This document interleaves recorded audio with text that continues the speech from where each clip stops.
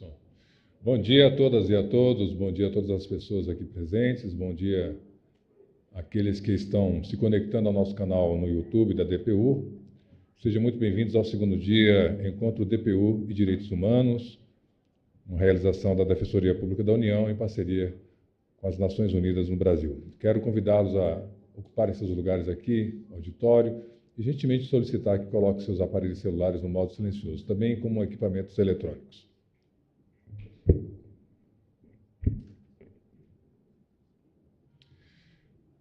Antes de dar a abertura do segundo dia, gostaria de lembrar às senhoras e senhores aqui presentes da importância de assinarem a lista de presença tanto no período da manhã como no período da tarde, tá bom? Se alguém, porventura, esqueceu de fazer a assinatura lá na presença na lista, por favor, faça lá na recepção com uma de nossas colaboradoras.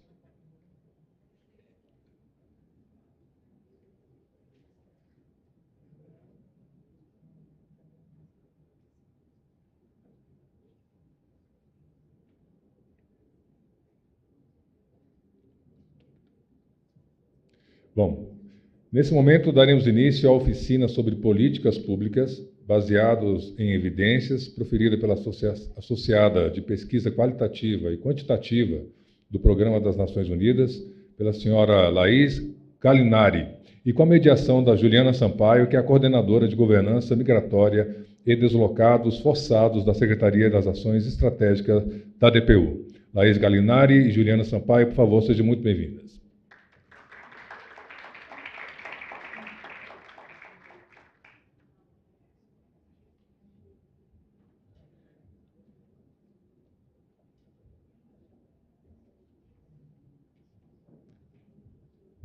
Vocês que nos acompanham pelo canal do YouTube, curta, se inscrevam no canal da DPU, compartilhe essa oficina agora pela manhã. Passo a palavra à mediação a Juliana Sampaio. Bom dia a todas e a todos. Estamos aqui no segundo dia do encontro, com esse painel que vai ser uma continuação do debate que tivemos ontem, com uma visão um pouco, eu diria, um desdobramento mais prático do que vimos antes, que são ferramentas importantes que podem complementar também o trabalho dos defensores públicos federais. Eu só queria colocar um adendo aqui que eu estou um pouco com a tosse alérgica, então, se puderem me desculpar, talvez eu tenha que parar aqui um pouco para me aliviar da tosse. Bom, eu queria, então, dar voz aqui à nossa colega Laís, que irá apresentar. Ela já deu até uma breve introdução minha aqui, para a gente ter uma ideia também de quão importante a gente ter acesso a dados qualificados para basear o trabalho da Defensoria Pública da União. Obrigada. Muito obrigada, Juliana. Bom dia a todos e a todas. Queria falar que é um prazer muito grande estar aqui com vocês hoje, conversando de um tema que, para nós do projeto, é tão importante.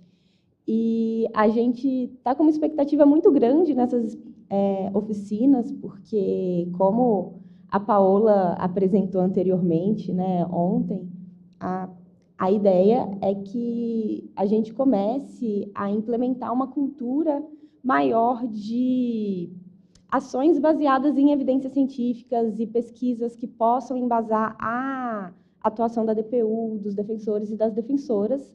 E, para isso, esse diálogo com vocês, para nós, é fundamental, né? Por isso, inclusive, que a gente propôs esse formato de oficinas, ao invés de palestras com enfoque mais teórico, né? Porque a ideia é que a gente possa ouvi-los, que a gente possa discutir com vocês, para que, assim, de fato, a gente consiga fazer pesquisas que façam sentido dentro da prática institucional.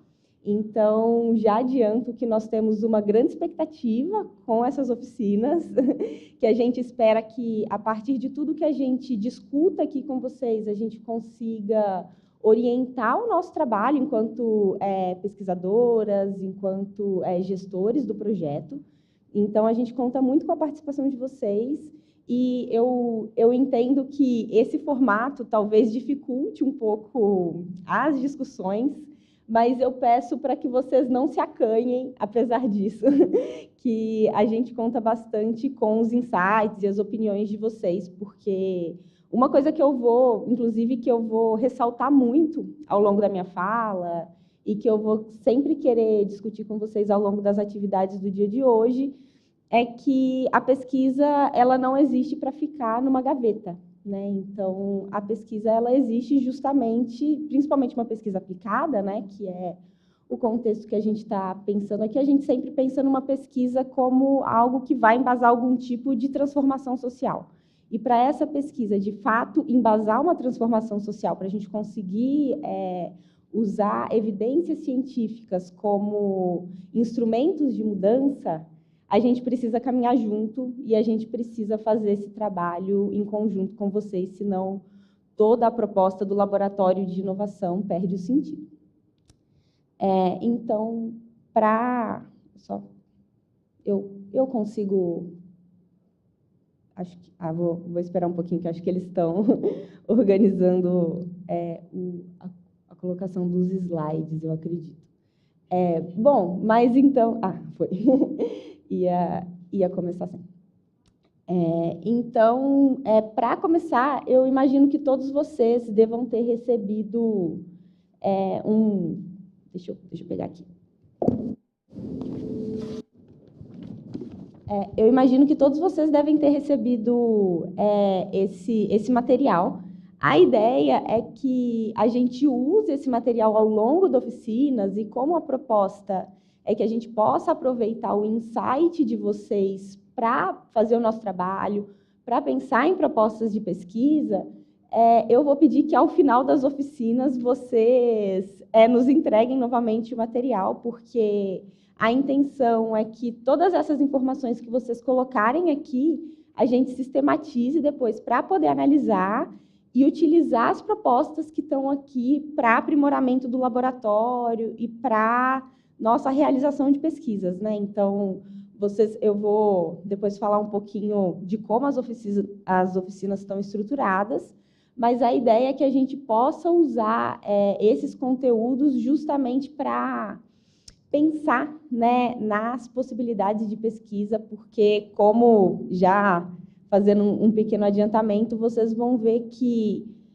a quantidade de dados brutos, de informações que a gente pode usar hoje, que a gente tem disponível para poder fazer pesquisa, é muito grande.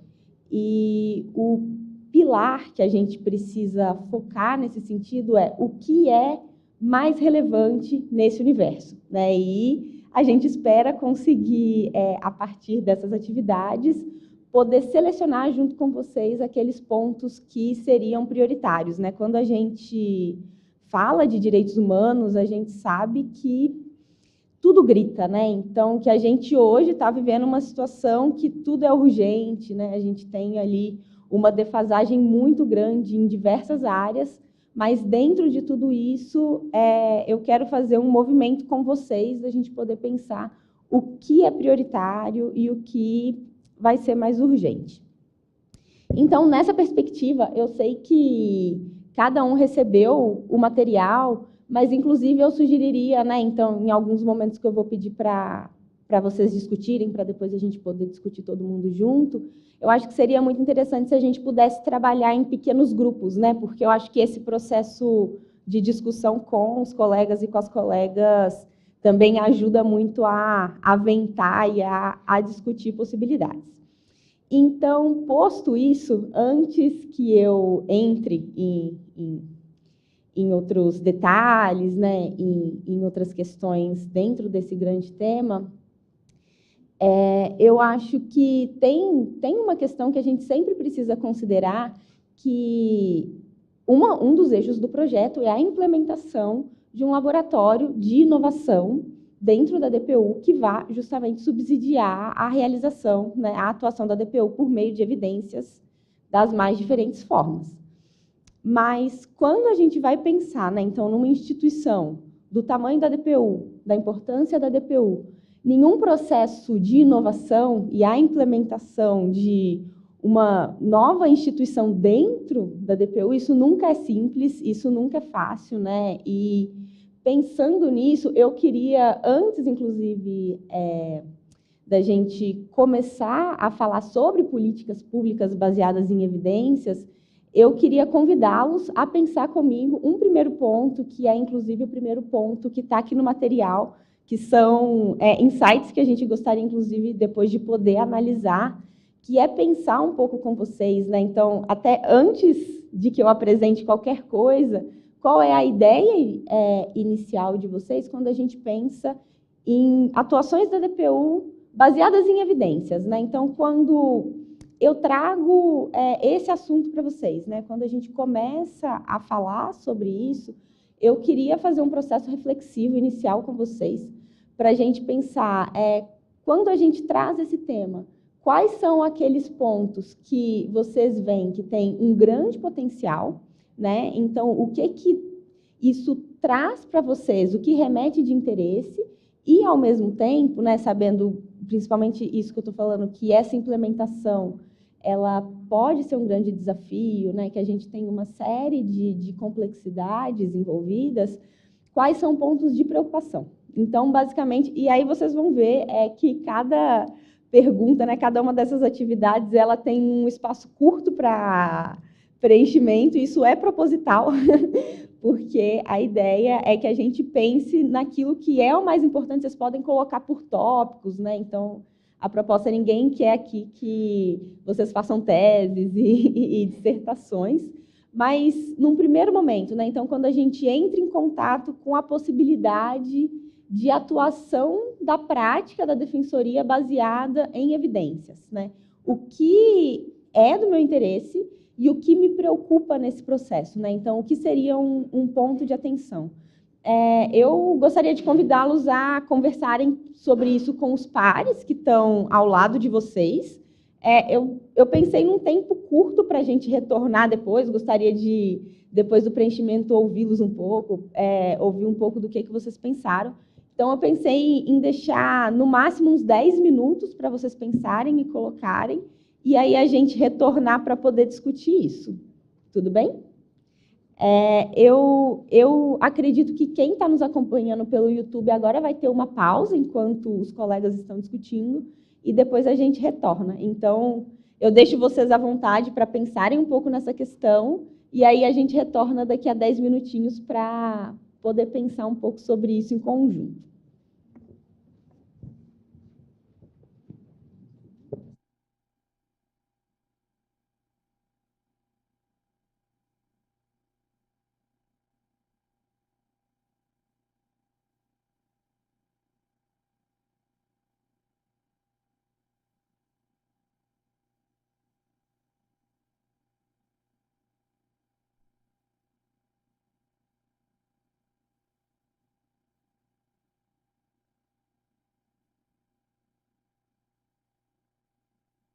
Monitora ali. Obrigada. Bom, a gente pode retornar? Como que estão as... Espera. Oi? Aí, foi. Bom, eu, até para esclarecer, né, eu acho que já estavam tendo algumas dúvidas aqui, então eu já comecei, né, falando de políticas baseadas em evidências, atuações baseadas em evidências. A gente vai discutir com um pouco mais de profundidade o termo evidência, a gente vai problematizar um pouco esse termo no dia de hoje, mas só para a gente fazer um pequeno nivelamento para facilitar a nossa discussão, quando na área de pesquisa, né, quando a gente fala de evidência, normalmente a gente está falando da evidência que resultados de pesquisa nos apontam, né? Então, que um processo, porque na ciência a verdade é que a gente nunca tem certeza de nada, né? Então, a gente tem evidências que nos apontam a uma determinada direção, porque a ciência ela está sempre em aprimoramento e ela nunca está acabada, né? Então, a gente tem resultados naquele momento que nos dizem isso, e é por isso que normalmente a gente usa o termo evidência. Mas feito esse esclarecimento, eu gostaria muito de ouvi-los e ouvir essas impressões iniciais dessa provocação, para a partir daí a gente começar as nossas discussões mais aprofundadas. Fique à vontade. Acho que vão levar o microfone ou... Será que... obrigada.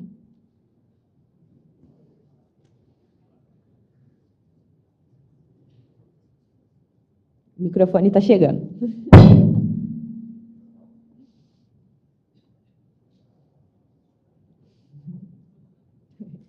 Alô? Dá para ouvir? Dá. Tá. Bom, a gente respondeu da seguinte forma, aí se tiver mais algum dado, vocês colocam. É o acesso aos dados, a forma como foram coletados, a qualidade e a fonte dos dados.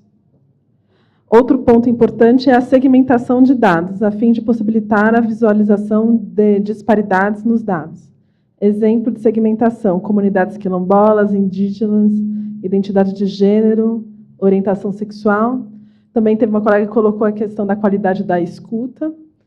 Vocês têm mais algum ponto para colocar? É isso. Não, perfeito, muito obrigada. Inclusive, vou já fazer um adiantamento, que hoje ainda a gente vai apresentar um painel, uma primeira versão do que a gente fez essa segmentação por comunidades específicas, que está bem interessante. A gente vai discutir ele um pouquinho. Eu só queria pegar alguns pontos que vocês falaram, que eu acho que isso pode ser tanto ponto de interesse quanto de preocupação, né? Então, quando vocês trazem a qualidade dos dados, né? Então, aquilo que aquilo representa, a gente estava até discutindo enquanto vocês também estavam conversando, como quando a gente pega uma pesquisa, não basta só a gente olhar para aquilo que ela significa, mas para a qualidade daquela pesquisa, né? Porque a gente fala os dados, mas os dados eles não falam sozinhos, né? Aquilo que aquele dado significa tem muito a ver com o método, com o recorte daquela pesquisa e com como aquela pesquisa foi conduzida e entender, gente, que toda pesquisa tem um limite, né? Então, quando eu falo de política baseada em evidência, né, ia ser muito bom se a gente pudesse ter certeza das coisas, mas também não é um processo de mágica que eu consigo, então, agora está tudo perfeito, porque eu sei exatamente o que significa, né? Então, quando eu falo de qualidade de dado, é importante, sempre que a gente pega uma pesquisa, a gente ter essa criticidade, né, de entender até onde esse dado vai e onde pesquisas futuras, considerando o limite desse dado, onde pesquisas futuras precisam ir, né? Então, esse é um ponto que a gente se preocupa muito, né, pensando que são dados, né, e pesquisas para atuar, para embasar a atuação de vocês, que a gente sempre tem o cuidado, quando a gente vai fazer uma pesquisa, de deixar claro as limitações dela e no que ela contribui, né? E esse aspecto, a gente não pode só olhar o gráfico, né? Esse aspecto, ele acaba sendo central também, que aí a gente consegue entender como é justo usar aquele resultado, né? Então, no que ele contribui e até em que medida. Mas, muito obrigada. Alguém mais gostaria de se colocar?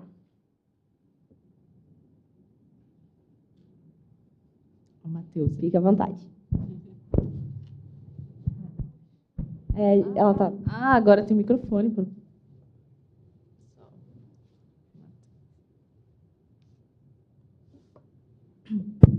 Foi.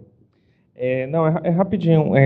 A gente nem chegou a aprofundar muito, não. É mais algumas dificuldades típicas nossas de defensores. Por exemplo, a gente faz muitas críticas internas, independentemente dessa parte de análise de dados, ao SIS-DPU, né, que é o nosso sistema interno de tramitação dos processos, né, sejam administrativos, sejam judiciais. E a gente nota algumas dificuldades de como a gente vai colher os dados a partir ali do SIS. E aí ainda tem uma dificuldade extra em relação ao SEI, que é onde realmente tramitam os processos administrativos em si, e que é o principal meio pelos quais os grupos de trabalho utilizam para encaminhar ofícios, apresentar recomendações e coisas do tipo.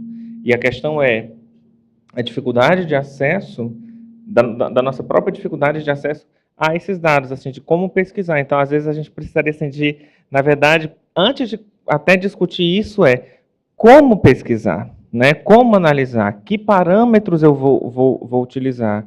Por exemplo, hoje à tarde eu vou ter uma reunião que eu queria, assim, para, vamos dizer, fazer aquele trabalho de convencimento, de sensibilização de quem eu vou fazer a reunião, trazer esses dados. Olha, são tantas pessoas que estão enfrentando essa situação. E aí eu pedi, gente, vocês têm essas informações? Eles, a gente não tem, não conseguiu compilar. E às vezes isso é muito importante para poder fazer isso. Acho que uma das colegas estava falando, acho que foi a Aline, né, que mandaram perguntas através do GT, e aí as respostas ficaram muito esparsas. Então, às vezes, a gente também tem que saber de aprender a como eu quero perguntar, porque às vezes a gente precisa direcionar no sentido de que eu preciso desse dado, né? Não sei. Não, mas como é que a gente consegue, né? Assim, até mesmo ao trazer essas perguntas para o nosso público-alvo, como é que a gente pode colher isso? Eu, por exemplo, faço parte do grupo de migrações e eu não me recordo, e Roberto, tu pode me dizer, pode até me corrigir, por exemplo, se dentro do CIS-DPU, por exemplo, a gente consegue verificar a nacionalidade do assistente. É claro que tem lá brasileiro ou não, mas, por exemplo, se eu quiser extrair do CIS, quantos assistidos meus são do Moçambique, são da Síria, são da Venezuela? Será que eu consigo extrair esses dados facilmente? Então, né?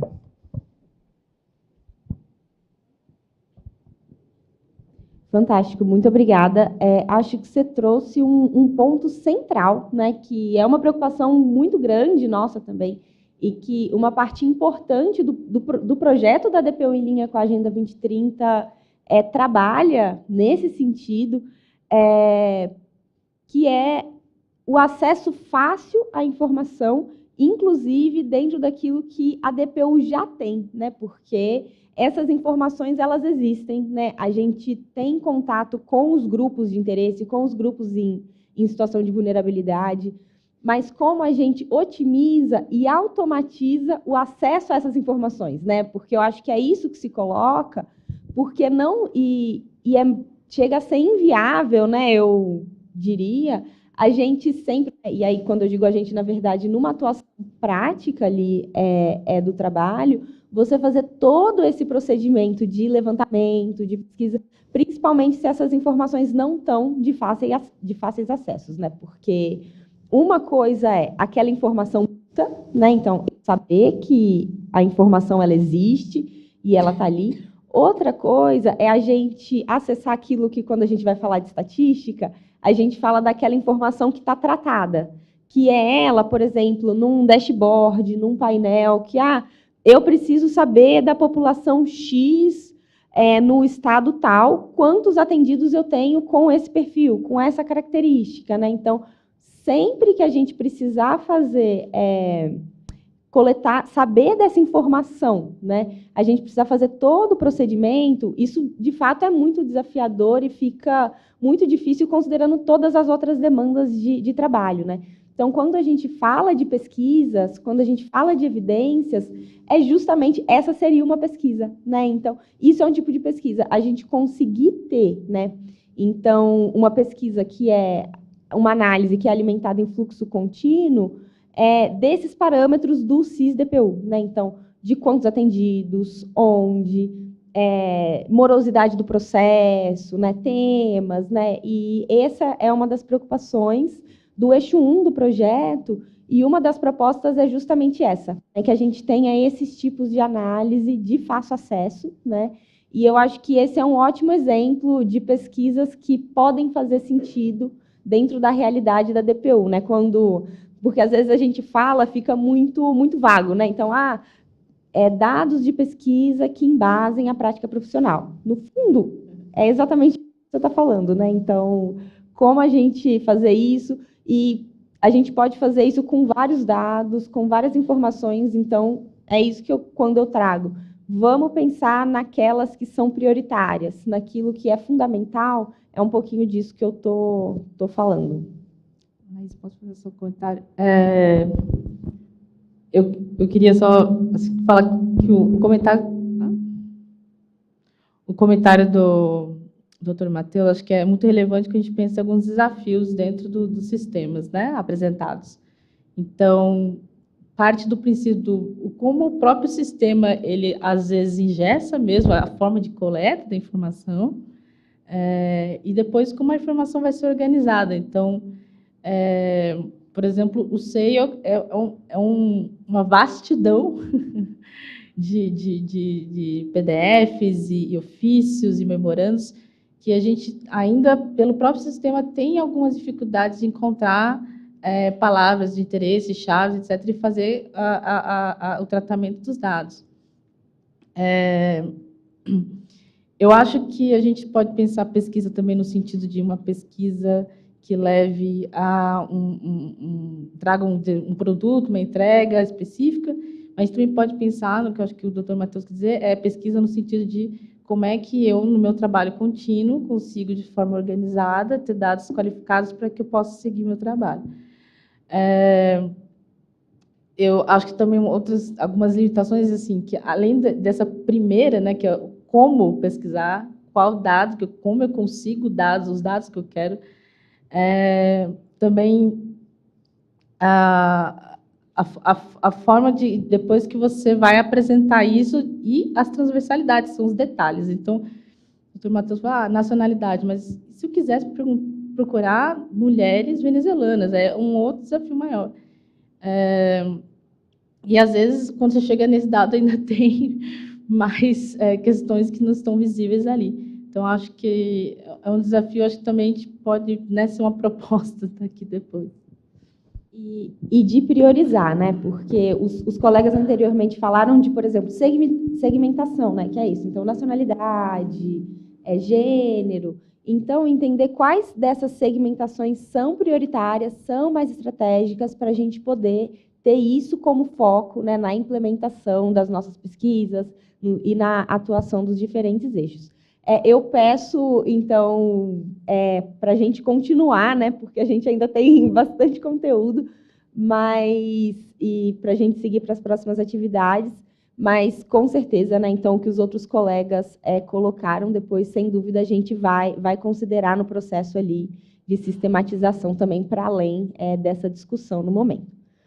Então, a partir, né, dessa reflexão inicial, né, de como que pesquisas podem colaborar com a nossa atuação e pontos que precisam ser considerados, eu só estou apresentando aqui rapidamente um breve cronograma, né, para vocês terem uma visualização melhor de como essas oficinas elas estão estruturadas, né?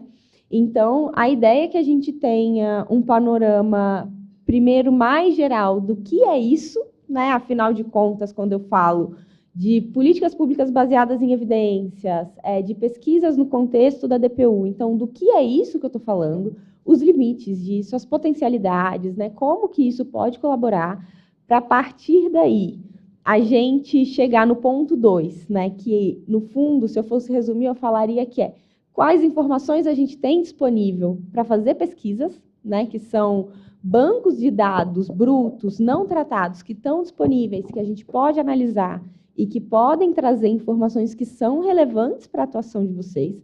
E aí eu trago, inclusive, um painel, né, que a gente elaborou no contexto do projeto, que a gente analisou alguns dados brutos da assistência social para identificar, né, o atendimento de CRAS, CREAS, unidades de acolhimento, a populações em vulnerabilidade que são relacionadas à atuação da DPU no contexto de direitos humanos, então, vítimas de tráfico de pessoas, vítimas de trabalho análogo à escravidão, mulheres, comunidades tradicionais, populações indígenas, né? Então, vocês vão ver que tem uma série de recortes que a gente fez análise, e esse é um painel que vai ser lançado hoje. A partir de hoje, vocês vão ter acesso a esse painel para poderem consultar, e eu peço que vocês, inclusive, vejam esse painel como um exemplo de pesquisas que a gente pode fazer, né? Então, até para a gente poder discutir em quais outros contextos esse tipo de análise vai ser relevante para vocês,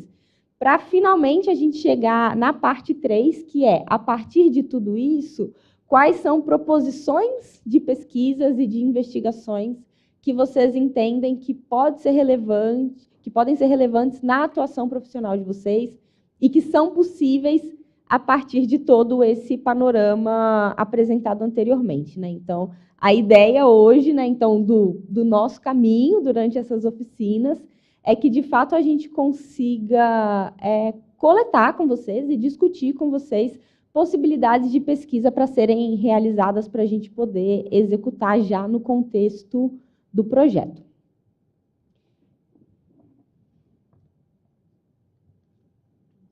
Opa, foi para frente, mas não foi para... É aqui, né? Deixa eu ver. Aí. Bom, pessoal, então, um primeiro produto que a Paola, inclusive, divulgou no dia de ontem, mas que eu queria dar uma ênfase, é esse produto, que já é um produto do projeto, né, que é um guia para elaboração de pesquisas, que discute de uma forma bem direta algumas possibilidades, né? Então, quais são possibilidades metodológicas e contribuições de realização de pesquisas para práticas baseadas em evidências, né? Então, vocês conseguem baixar o PDF por esse QR Code. Então, em breve, né? Então, a gente vai ter um site do projeto onde todos esses materiais eles vão estar disponibilizados para todo mundo. Mas eu já adianto a disponibilização desse material para vocês, já nesse primeiro momento, caso vocês já tenham interesse em olhar, né, e muito do que a gente vai discutir aqui hoje está alinhado com esse guia, né? Então, a gente entende que, em muitos contextos, a DPU já faz pesquisas, né? E esse guia ele foi uma proposta inicial nossa, tanto para fortalecer esse processo de realização de pesquisas, né? Então, para orientar esse processo de realização de pesquisas e, ao mesmo tempo, né, para a gente ter uma linguagem em comum, né? Então, quando a gente fala de algumas questões metodológicas, do que a gente está querendo dizer, o que isso significa, então, esse guia ele vem um pouco para contribuir nessa lacuna. Então, eu deixo aqui já disponibilizado para quem tiver o interesse de acompanhar. Bom, vou voltar. Eu vi que tinha gente, eu voltei no QR Code, fica à vontade. Então, mas já adiantando, né? Então, ontem a gente conversou bastante sobre a Agenda 2030, né? E como que a proposição da Agenda 2030 é muito alinhada com a missão institucional, com a razão de ser da DPU. Né? Principalmente se a gente pensa nesse lema geral, né? Nesse objetivo central de não deixar ninguém para trás, e principalmente se a gente pensa, né, no ODS 16 de paz, justiça e instituições eficazes. Mas tanto pensando, né, na Agenda 2030 quanto na missão institucional da DPU, se a gente fala de atenção a pessoas em situação de vulnerabilidade, a não deixar ninguém para trás, a gente tem uma série de desafios, né? Porque para não deixar ninguém para trás, a gente tem que conhecer quem está para trás. A gente tem que conhecer quem são essas pessoas, onde essas pessoas estão, quais são as necessidades delas, né? E quando a gente trabalha com fenômenos, né? Então, todos esses fenômenos sociais, né? Então, todas essas situações que a gente lida diariamente, elas são extremamente desafiadoras, né? E muitas vezes, quando a gente está na ponta ali, quando a gente está numa prática profissional específica na ponta, muitas vezes a gente está lidando com uma situação tão complexa que a sensação que dá, né, eu digo até por mim, pela experiência antes de trabalhar com pesquisa, eu atuei atendendo e acompanhando adolescentes em conflito com a lei, né? E quando a gente fala do atendimento de adolescentes em conflito com a lei, a gente nunca está falando só do cometimento de delitos, né? A gente está falando de uma série de violações que não só o adolescente sofre, como a família deles, né?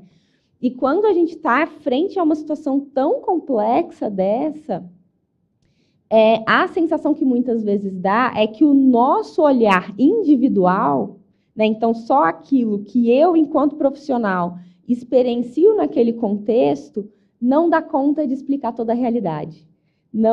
A gente não consegue apreender necessariamente tudo aquilo que é necessário para atuar apenas com aquilo que a gente consegue ver com os nossos próprios olhos, né? Porque é uma situação muito complexa, é um cenário muito amplo.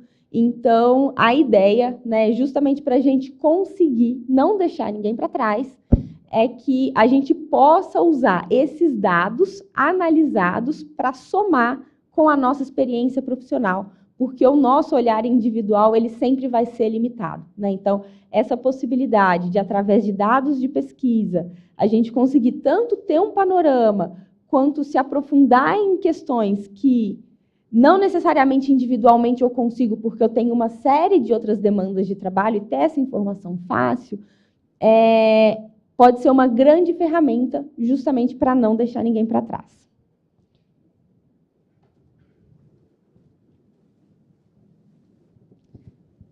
Aqui, acho que cortou um pouquinho no slide, né? Mas tem muito a ver com isso que eu quero refletir com vocês, né? Então, que fenômenos sociais complexos, como os que a gente trabalha, né? Como garantia de direitos humanos, como garantia de direitos básicos, para a gente atuar com esses fenômenos, para a gente garantir o acesso a políticas públicas, a gente precisa orientar a nossa atuação a partir de práticas e de conhecimentos que tenham como base a própria realidade, né? Então, se eu quero atuar naquela realidade, naquele contexto, eu preciso me orientar por aspectos que se baseiem naquele contexto empírico que eu estou atuando, né? Para entender aquilo melhor, para a gente poder pensar em ações mais estratégicas, mais alinhadas com aquilo que de fato acontece, né? Então,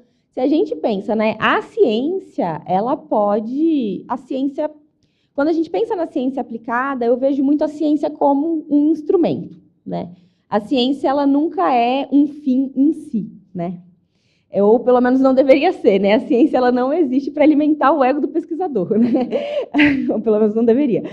A ciência, ela existe para poder contribuir com questões, né? Uma pesquisa, ela sempre surge de um problema.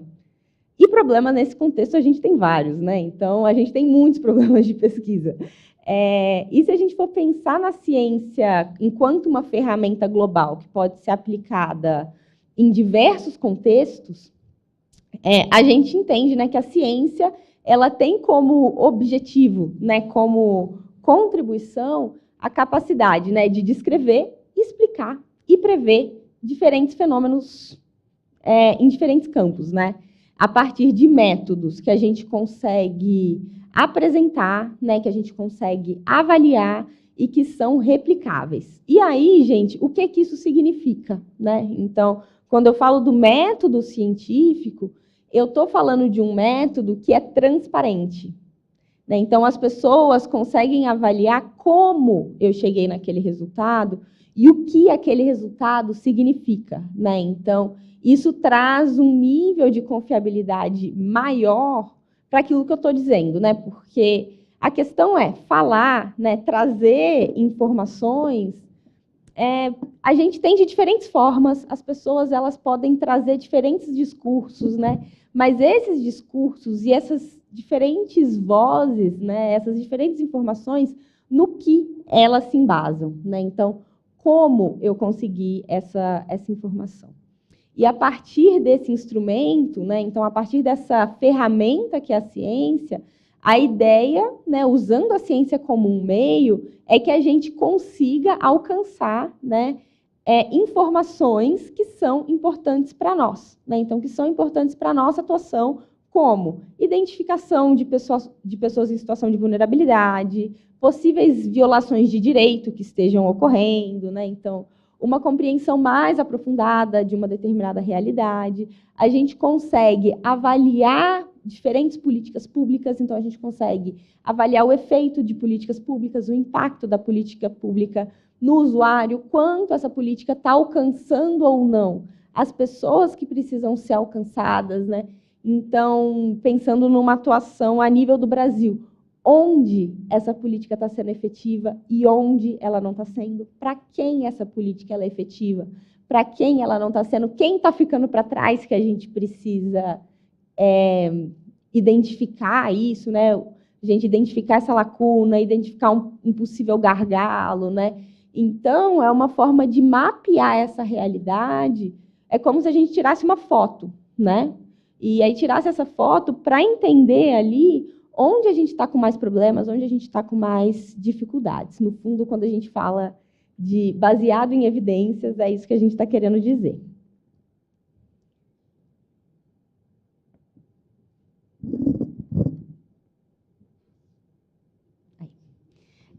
E aí eu trago para vocês, né, a gente estava falando, o que é evidência, né? Então, o próprio conceito de evidência, ele mudou muito ao longo da evolução da ciência, principalmente se a gente pensa num contexto de ciências sociais, né? Porque faz muito sentido um modelo de ciência restrito quando a gente está falando, por exemplo, da química, da biologia, né? Mas quando a gente vem para o nosso campo de atuação, que envolve fenômenos sociais, que envolve o indivíduo, o negócio fica um pouco mais complicado, né? A gente precisa de uma concepção de ciência que dê conta de toda a complexidade daquilo que a gente está lidando, né? Então, muitas vezes, quando a gente vai ter... Então, quando a gente vai ter, às vezes, aulas de metodologia científica e coisas assim, a gente tem... Eu não sei se alguém aqui já teve contato com isso, a gente tem o que, em muitos livros de metodologia, a gente fala mais tradicionais, de pirâmide de evidências, né? Então, que a gente tem evidências que seriam mais confiáveis dentro da ciência e evidências que seriam menos confiáveis, né? Então, a gente tem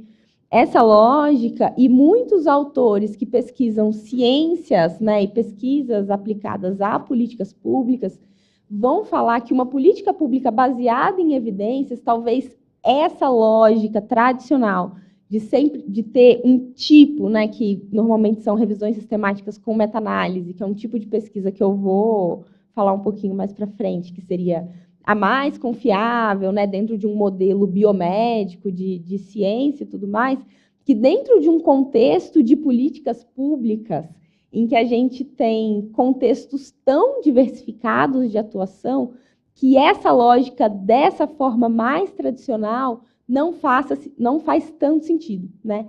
E aí, esses autores eles vão propor um modelo de atuação em políticas públicas, então um modelo de governança para uso de dados, né, num contexto institucional que seria informado por evidências, mas que não considera apenas isso, né, que sempre vai ser um pilar que vai considerar as informações mais adequadas que a gente tem, né, então, a informação com a maior qualidade que a gente conseguir ter, mas que também vai considerar o contexto local, que vai considerar as possibilidades de ação que a gente tem nesse momento, né? E é um modelo um pouco mais ampliado, né? Porque essas situações, né? Então, que em termos de governança e de atuação institucional, a gente se depara que são situações com grande complexidade e incerteza, né?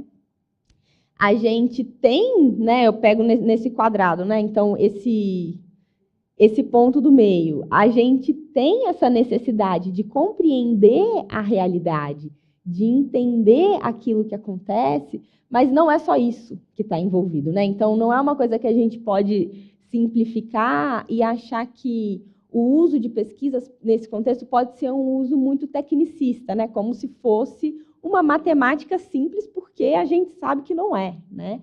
Então, a gente precisa fazer um uso que, de fato, seja alinhado com a complexidade que a gente trabalha.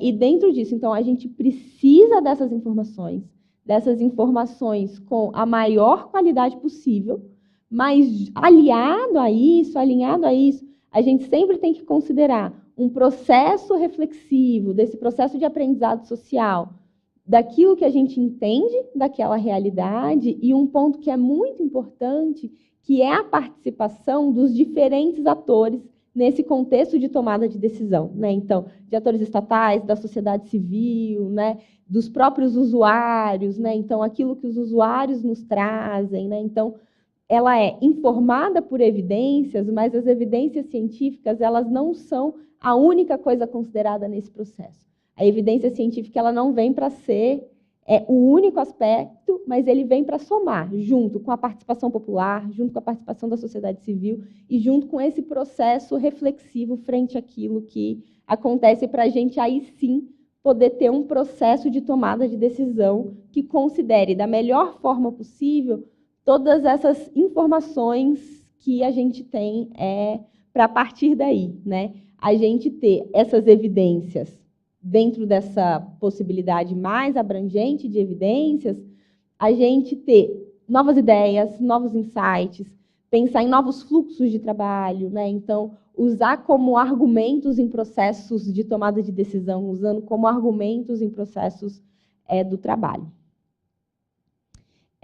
E, nesse sentido, né, então, a gente começa a ter, dentro dessa nova perspectiva, né, de governança, a gente começa a ter instituições, começa a ter uma demanda, na verdade, né, de instituições como a DPU a ocuparem um papel importante de protagonismo nesse cenário de inovação, né, porque a gente precisa não só de informações de ponta, para poder tomar decisões, como a gente precisa ser capaz de produzir aquelas informações que são estratégicas para a instituição, né? Porque, de fato, a gente vive num momento que a produção científica ela é muito expressiva, né? Então, a gente tem muitas pesquisas, a gente tem diferentes universidades fazendo pesquisas em temáticas que são do nosso interesse, a gente tem institutos, né?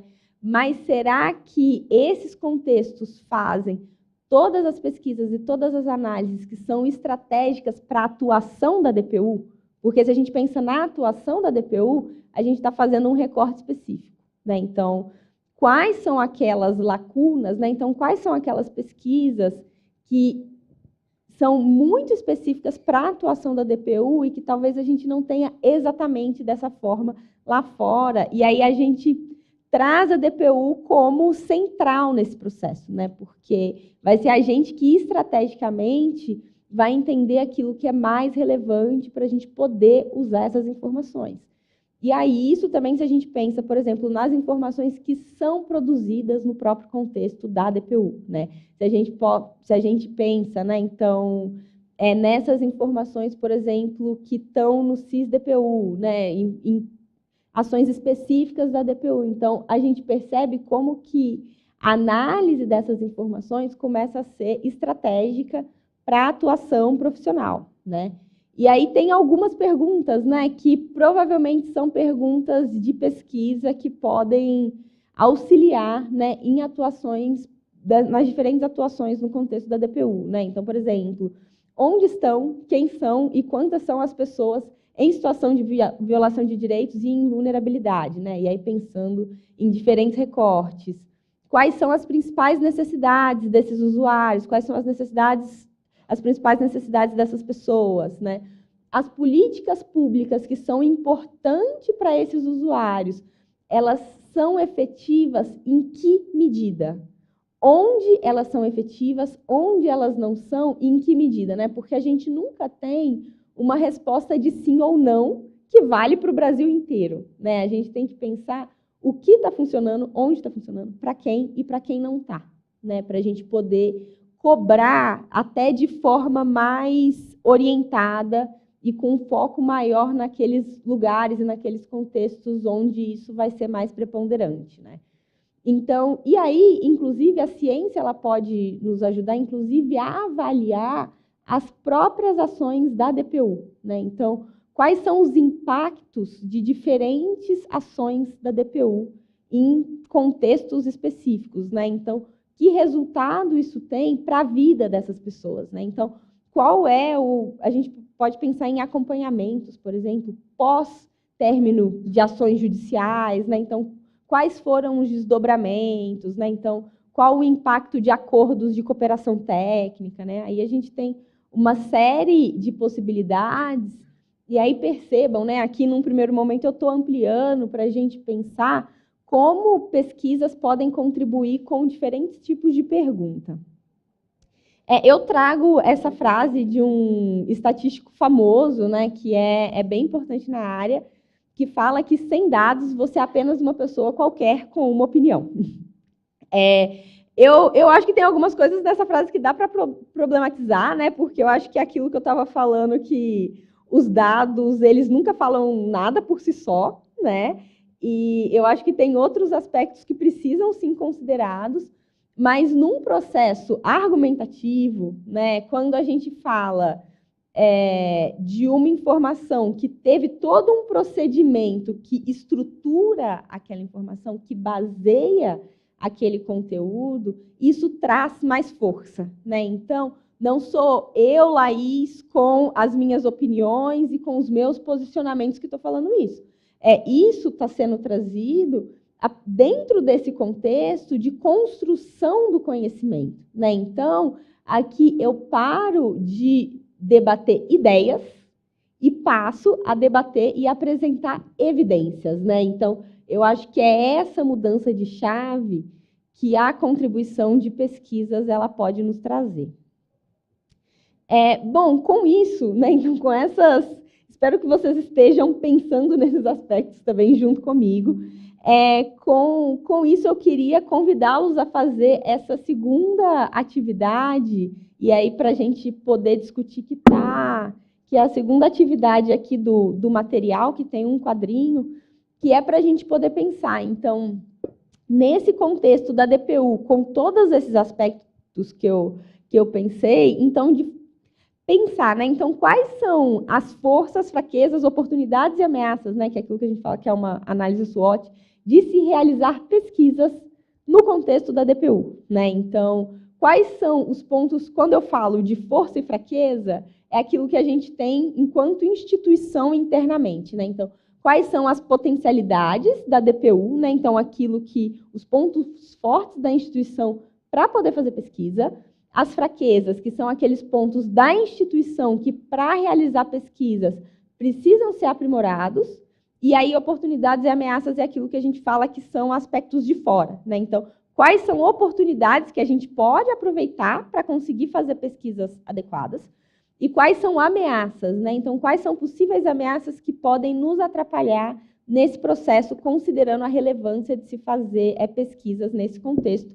Mais uma vez, né, para a gente não estourar muito o cronograma, eu vou deixar o teto de 10 minutos. Quem está nos acompanhando pelo YouTube, mais uma vez, a gente vai fazer uma pequena pausa e depois retorna. Então, fiquem à vontade para fazer a discussão e daqui a 10 minutos a gente volta para discutir um pouco essas questões.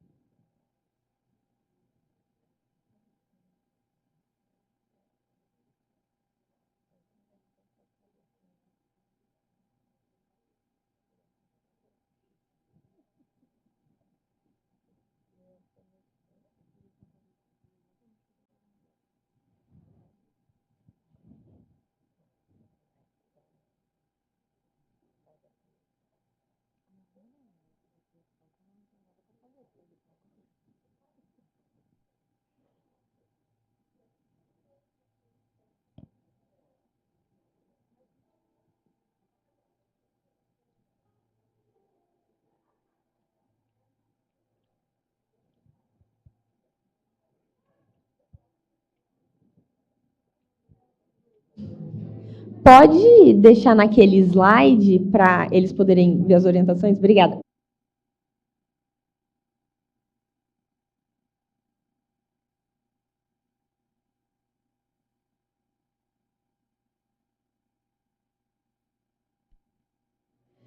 Bom, pessoal, vamos nos acomodando novamente para darmos continuidade às nossas atividades de oficina. Chamar novamente a doutora Laís, a doutora Juliana, que ocupam seus postos. Infelizmente, a coordenação entrou com o pedido de eliminar o coffee break para que vocês pudessem voltar aqui às nossas atividades. Tá bom? Só para descontrair um pouquinho, vamos lá, pegar firme. O inimigo de evento é o relógio mesmo, ele vai passando sem parar. Mais uma vez, boas-vindas àqueles que nos acompanham pelo canal do YouTube. Fique conosco, temos muito ainda no dia de hoje. Doutora Juliana, passo a palavra à senhora.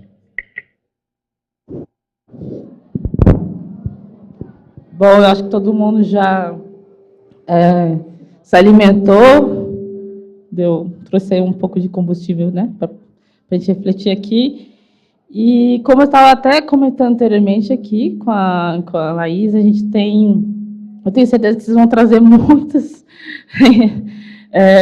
respostas a essas perguntas, né? Então, eu sei que tem a maior parte ainda está terminando ali o coffee break, mas quem estiver aqui e já, né, quiser apresentar alguma das respostas da nossa análise SWOT, a gente pode já começar. Alguém se voluntaria? Olha ali.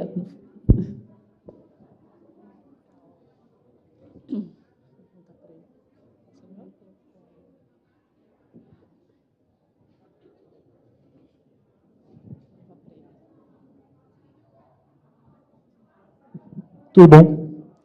Bom, eu não sei se eu sou exatamente a pessoa que vocês querem ouvir nesse momento. A gente quer ouvir todo mundo. Eu não sou da DPU, eu sou da sociedade civil, né? Então, talvez tenha algumas coisas aqui que teve de uma visão errada da sociedade civil sobre a DPU. A gente pode até corrigir essas questões. Eu falo no microfone? Eu sou da Aliança Nacional LGBTI+. Ok? Quando eu falar sobre estrutura e financiamento, eu sei que o primeiro instinto de vocês vai ser falar: a gente não é financiado, não tem estrutura o suficiente. Mas lembrem-se que eu estou comparando com a sociedade civil. Então, eu acho que as maiores forças de vocês são capilaridade, a estrutura e o financiamento que vocês têm, e a proximidade com a ponta, que eu acho que propicia para vocês recolher esses dados sem depender de outras instituições. A gente trabalha com algumas outras instituições, por exemplo, às vezes o judiciário, que precisa da polícia, por exemplo, para recolher dados. Então, acaba criando formulários, mas não tem a aplicação desse formulário garantida pela polícia. Vocês têm esse poder de criar os formulários, criar quais vão ser os dados registrados, e vocês mesmos colherem esses dados no contato que vocês têm com a ponta, né? Bom, de fraquezas eu escrevi aqui que talvez a dispersão seja a maior fraqueza, e uma falta de comunicação. Não sei quão boa é a comunicação de vocês entre vocês. Eu sei que a DPU está muito na ponta, às vezes, e eu não sei como é que vocês centralizam essas comunicações, até porque o Brasil é imenso. Eu imagino que as dificuldades que vocês têm no Sul, no Sudeste, não são as mesmas do Norte e do Nordeste. Acho que a maior oportunidade de vocês está no interesse do novo governo em dados. É uma coisa que a gente aprendeu nas últimas reuniões que a gente teve com o governo, que eles estão realmente interessados em construir uma base de dados para orientar as políticas públicas da melhor forma. E aí talvez as maiores ameaças sejam uma descontinuidade das políticas, né? Então talvez pensar em como criar esses observatórios de forma perene, que eles não sejam iniciativas de tempo limitado, e ataques que vocês podem receber em razão da atividade politicamente sensível que vocês estão realizando. Porque essa é uma preocupação hoje na sociedade civil que a gente tem, com relação a fake news, né? A gente já teve aí alguns problemas em que políticas foram descontinuadas ao invés de serem desmentidas as fake news. Então, talvez seja um problema que vocês enfrentem. Perfeito, muito obrigada. A gente agradece muito as suas colocações. Acho que a ideia, né, inclusive uma análise bem abrangente, a gente sempre conta muito com a visão de diferentes pessoas, né? Então, a participação da sociedade civil nesse processo de construção é fundamental, né? Então, a gente está, inclusive, discutindo isso desde ontem. Então, queria agradecer muito. E eu acho que é muito interessante, né? Só antes de passar para os demais, eu acho que tem alguns pontos que você trouxe que eu entendo que tem uma centralidade grande, né? Então, esse contato com a ponta, né? O contato com o usuário, que já é uma característica da DPU, isso é uma particularidade que a gente precisa aproveitar muito, né? Porque a gente está ali com aquelas pessoas, né? Então, eu digo, a instituição, né? Então, a instituição está ali com essas pessoas e a gente já tem essas informações em alguma medida, né? Os defensores, eles entram em contato com isso e o que a gente precisa é o quê? Instrumentos e métodos para que isso seja feito de uma forma, de um fluxo eficiente, né? Então, que essas informações, né, que esse contato que já existe pela razão de ser da DPU, que isso de fato seja usado, né, para retroalimentar a própria atuação da DPU, né? Isso é fundamental e isso é muito estratégico, né? A gente poder pensar nisso e poder pensar em possibilidades analíticas considerando essas informações, de padronização dessas informações, né? De otimizar essa coleta de dados, né?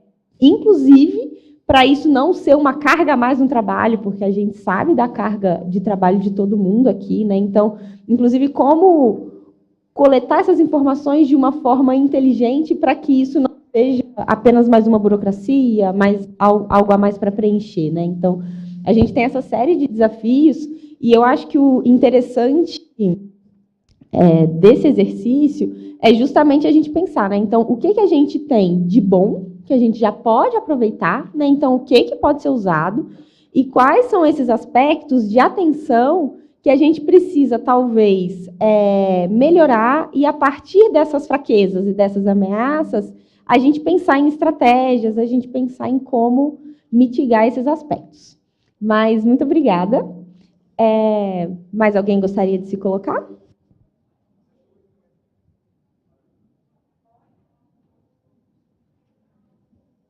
Bom, desculpa, eu não estou enxergando. Aqui, fica à vontade. O microfone está chegando.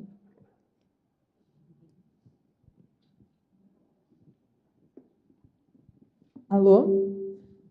Bom, a gente colocou como forças acesso à população vulnerável e acesso aos dados.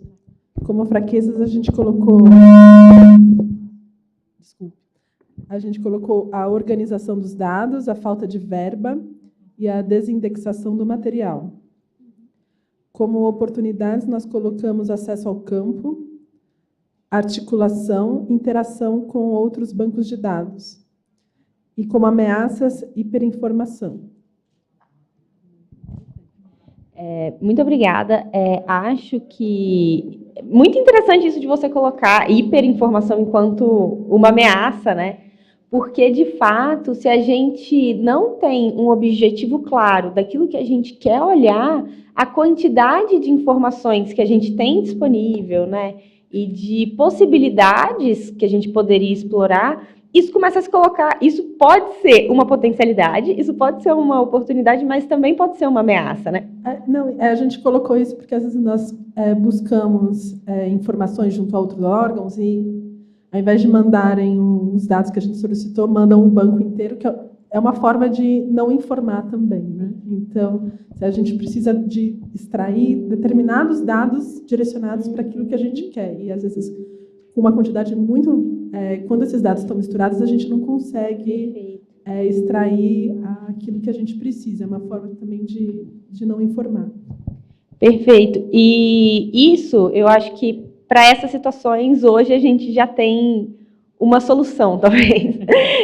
Isso é uma das questões, né? Porque o que a gente está querendo trabalhar, nesse momento que a gente está priorizando no contexto do eixo 2, no contexto do laboratório, é justamente a análise de bases de bancos de dados bruto, né, em análises que são interessantes para a DPU, né?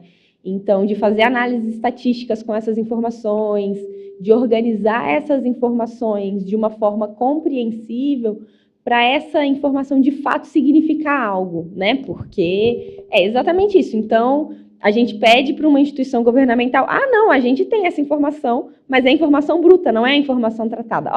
Eu disponibilizei para você. Aí você vai ver uma planilha no Excel com 500 milhões, né, de linhas ali, várias colunas, que é o que a gente vai chamar de banco de dados brutos, que é com isso que a gente vai fazer todas as análises estatísticas, né, para depois ter aqueles gráficos, aquela informação que, de fato, a gente usa, né? E hoje, uma das nossas atuações é justamente, e é uma das coisas que a gente vai fazer aqui hoje, é justamente conhecer quais dados brutos hoje a gente tem disponível para poder trabalhar, né, para poder fazer análise estatística. Inclusive, a gente tem uma preocupação no projeto, acho que isso é até importante deixar claro, né, pensando na manutenção desse tipo de atividade no contexto da DPU, todas as análises estatísticas que a gente faz, elas são feitas num código aberto, a gente fala, né? Então, que outras pessoas depois, né? Então, é um tipo de código que a gente vai fazer as análises, que depois outros pesquisadores no futuro, se quiserem replicar, né? Você tendo o conhecimento técnico para fazer esse tipo de análise, todas as informações de tudo que foi feito, todo o procedimento que está por trás daquele resultado, né, que foi necessário para chegar naquele resultado, ele pode ser facilmente acessado e replicado, né? Porque não adianta também a gente ter iniciativas pontuais e isso não ter forma de se manter depois institucionalmente, né? Então, esse é um ponto fundamental. E aí, de fato, o que consegue resolver, né, essa ameaça, né, que é a gente compartilha, mas a gente manda essa base de dados que é impossível entender alguma coisa a olho nu, é justamente ter essa capacidade de trabalhar esses dados, né? Então, de analisar esses dados. Mas muito obrigada. Bom dia, eu sou Lídia, estou atualmente como DRDH no Ceará. Nosso grupo discutiu alguns pontos, eu vou ler aqui. As forças que a gente elencou foram a abrangência nacional, né, a presença da DPU em todos os estados do território nacional, a autonomia institucional, que dá mais independência, né, na atuação e no tratamento dos dados e das informações que a gente tem acesso. Uma que eu lembrei agora, mas acho que a gente nem tinha elencado, é o poder de requisição, né, que inclusive esteve em risco em determinado momento e a gente conseguiu mantê-lo pela decisão do STF. E a presença, a existência de um sistema informatizado de dados, apesar das suas limitações, o fato de ele existir e congregar informações de todos os processos de assistência jurídica já é uma força em comparação, inclusive, com instituições defensorias no âmbito dos estados. Muitas ainda não têm nem a existência desse sistema informatizado.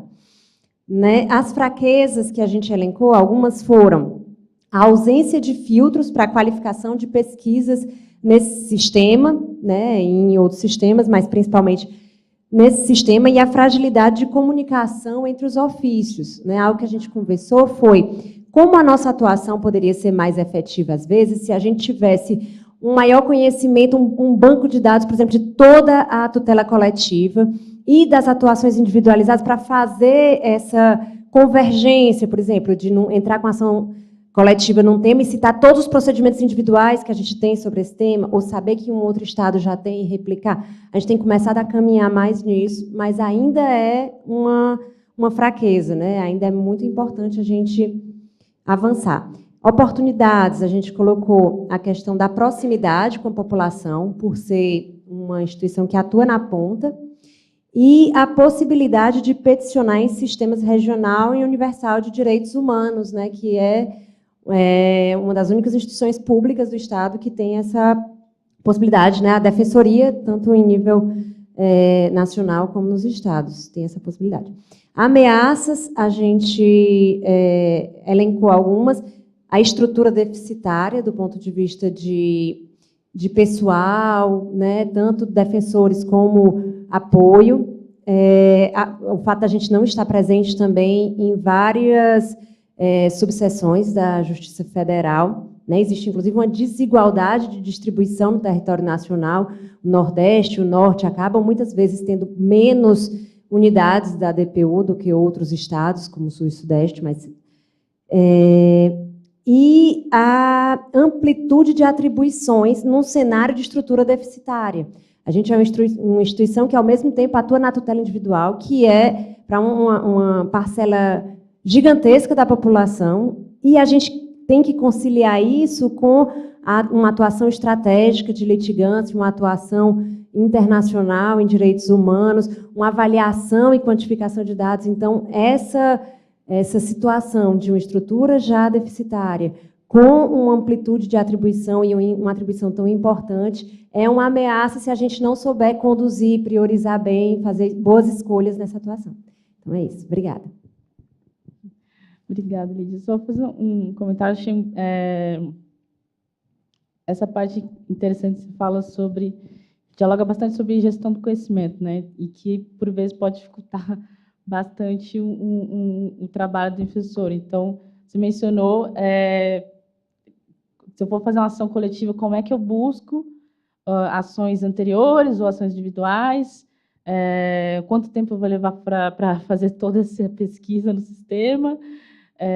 Aí isso dialoga com a questão deficitária, então, será que eu necessito de um assistente, mas eu não tenho a verba, eu não tenho estrutura? Aí você falou, né, várias atribuições que, por vezes, pode impactar no seu trabalho.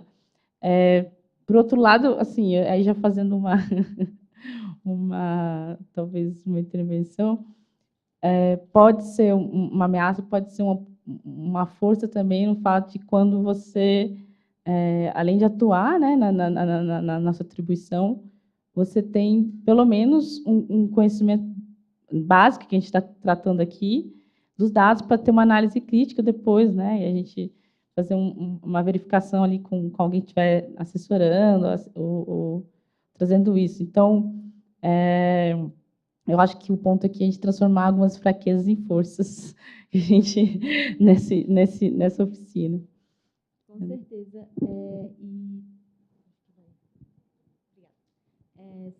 Sem dúvida. Obrigada.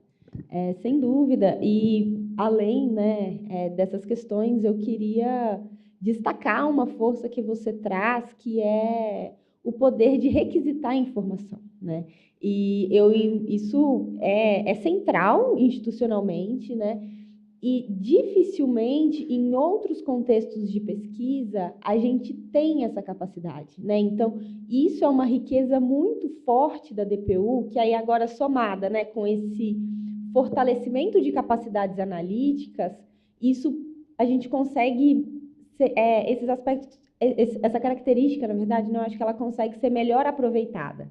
Porque agora a gente não só tem a capacidade de requisitar, mas, de fato, trabalhar esses dados, né? Eu acho que isso é fundamental, e isso é uma força muito grande, porque, muitas vezes, quando a gente faz pesquisa com direitos humanos, um grande entrave que tem é justamente esse, é o não fornecimento de dados, né? Então, esse dado existe? Se existe, e a gente tem a capacidade de requisitar essa informação, então, perfeito, né? E aí, a partir de agora, isso é uma força que eu entendo que pode ser melhor aproveitada, né? Eu acho que esse é um ponto muito interessante. Mas, muito obrigada. Acho que a gente pode dar seguimento para as próximas etapas, agora que a gente tem aí um caminho longo aí para seguir até a nossa hora do almoço. E dentro disso, né, então, chegando até num aspecto mais concreto, né, porque eu estou falando aqui que pesquisas, de fato, podem contribuir com a prática, mas como? Né? Em que contextos? Né? Porque a gente tem diferentes tipos de pesquisa. Então, como essas pesquisas elas podem contribuir? Né? E aqui a gente faz uma categorização, né, que a gente pode entender que diferentes tipos de pesquisa podem contribuir em diferentes momentos, né, da realização de ações institucionais, né? Então, e aí a gente vai falar um pouquinho dos diferentes tipos de pesquisa, mas a gente tem ferramentas, né? Então, retomando mais uma vez aquela noção que eu estava discutindo com vocês, né? Então, da pesquisa, da ciência, do método científico, enquanto uma ferramenta que a gente pode usar a nosso favor, a gente tem diferentes ferramentas, né? Então, diferentes tipos de pesquisa que podem contribuir em diferentes momentos, né? Então, tem alguns tipos de pesquisa que vão contribuir para a gente entender o problema, né? Então, vão ter pesquisas que vão ser diagnósticas, no sentido de conseguir ou ampliar nossa visão, né, de conseguir ver esse cenário a partir de um panorama mais ampliado do que está acontecendo, né, ou então de entender alguma especificidade, né. A gente tem alguns tipos de pesquisa que nos ajudam a pensar o que funciona nesse contexto, né, então, de pensar em soluções e estratégias e boas práticas.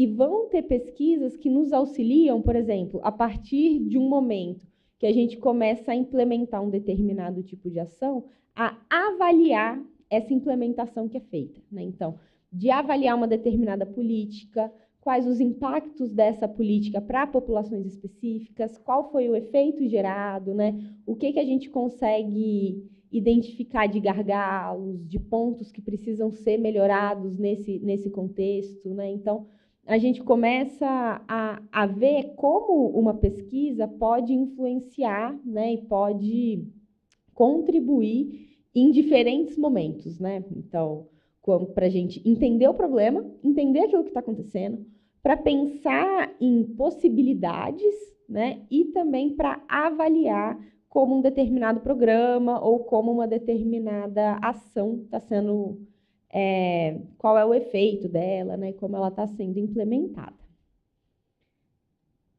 E para isso, só mais um comentário que eu acho que é muito interessante, a gente tem, quando eu falo de implementação, acho que tem uma coisa que talvez seja menos conhecida, que existe uma ciência da implementação que eu acho que é muito interessante, né? Que a gente sabe que tem coisa que funciona, mas como fazer funcionar em diferentes contextos, né? Eu acho que muito a gente tem esse desafio e a gente tem pesquisas específicas que vão mapear exatamente isso. Então, como as políticas precisam ser implementadas para que, de fato, ela funcione nos diferentes contextos, dadas diferentes complexidades e realidades. Então, eu acho que é uma sub-área ali, são alguns tipos de pesquisa que são bem interessantes e que talvez sejam, pelo que eu percebo, são métodos menos difundidos, mas que eu acho que é sempre legal da gente poder socializar.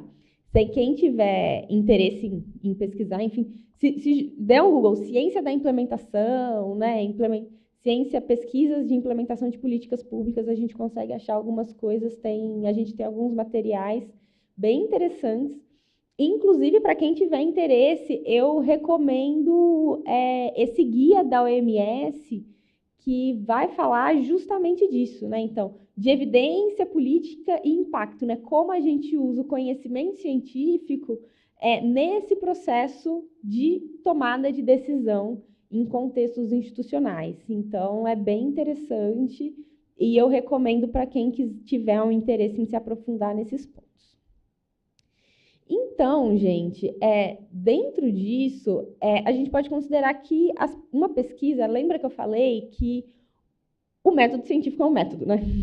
Então, a ciência, ela tem um método e um processo, né, para a gente conseguir que esse método, de fato, né, faça aquilo que ele está se propondo, né? Então, por exemplo, eu quero avaliar, né? A gente estava conversando sobre crianças que atravessam a fronteira desacompanhadas, né? E se eu quero entender melhor esse fenômeno, né? Que é um dos pontos de atenção da DPU, se eu quero conhecer essas crianças, eu tenho, e aí veja bem, né? Eu começo com um problema, né? Com a fundamentação. Então, isso está acontecendo em uma realidade e a gente precisa entender isso, tanto para acionar outros atores, né, para a gente pensar numa atuação em rede. Eu preciso entender isso para até traçar de forma mais estratégica qual é o papel da DPU nisso tudo, né? Então, nesse contexto, a gente surge com um problema, né, que é essa fundamentação. De onde essa pesquisa vem? Qual é a razão de ser dessa investigação, né? Para que a gente está fazendo isso? Então, a partir disso, né, então, eu tenho um determinado problema, o que eu vou investigar, né? Que é esse ponto 2, que é o objetivo da pesquisa.